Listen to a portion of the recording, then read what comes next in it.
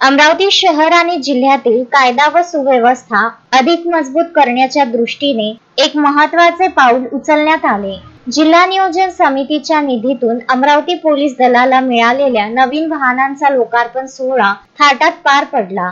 राज्याचे महसूल मंत्री तथा अमरावतीचे पालकमंत्री चंद्रशेखर बावनकुळे यांच्या हस्ते या वाहनांना हिरवा झेंडा दाखवून पोलीस दलात समाविष्ट करण्यात आले। वाढते शहरीकरण आणि गुन्हेगारीवर वचक ठेवण्यासाठी पोलिसांना गतिमान होणे गरजेचे आहे। हीच गरज ओळखून जिल्हा नियोजन समितीच्या अनुदानातून ही नवीन वाहने खरेदी करण्यात आली आहेत। या नव्या गाड्यांमुळे गस्त घालणे, घटनास्थळी तातडीने पोहोचणे आणि गुन्हेगारांचा पाठलाग करणे या कामात पोलिसांना मोठी मदत होणार आहे। या सोहळ्याला राजकीय आणि प्रशासकीय क्षेत्रातील दिग्गज नेत्यांची उपस्थिती होती। यावेळी आमदार सुलभा खोडके, आमदार संजय खोडके, आमदार राजेश वानखडे, जिल्हाधिकारी आशिष येडेकर, विशेष पोलीस महानिरीक्षक रामनाथ पोकळे, पोलीस आयुक्त राकेश ओला आणि ग्रामीण पोलीस अधीक्षक विशाल आनंद यांची प्रमुख उपस्थिती होती। पोलीस दलाचे आधुनिकीकरण हे आमचे प्राधान्य आहे।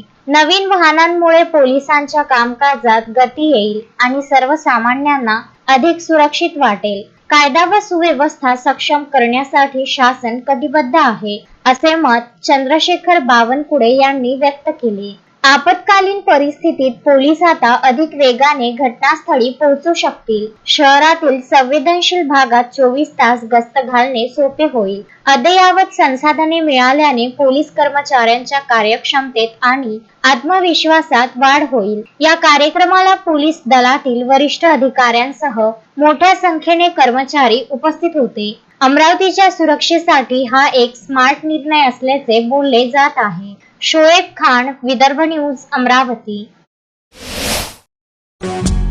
श्रद्धा फैमिली शॉपिंग में जाएंगे हम सभी, साड़ियों की नई डिजाइन देखो यहीं से लाएंगे। श्रद्धा फैमिली शॉपिंग में जाएंगे हम सभी, लेडीज जेंट्स बच्चों की हर फैशन लाएंगे सभी।